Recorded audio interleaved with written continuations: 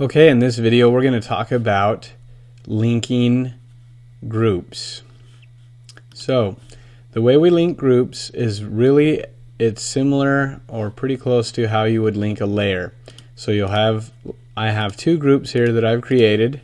I've got two pictures or a picture, so I put that in a group, and I have my logo in a group. So the way that we link those is get it where you want it. Go ahead and hold down the shift and click and link the layer. Now I have my groups linked.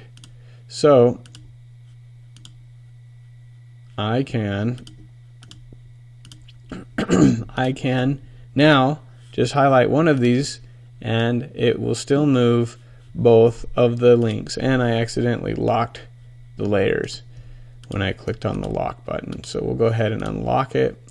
Now when I move, you can see it moves both groups even if I only have the one highlighted.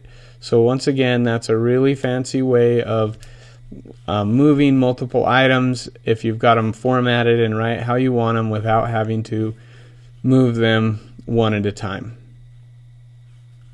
And then also, just something that occurred to me is unlinking is the exact same way. Just highlight the groups and click the link button, and they are now not linked.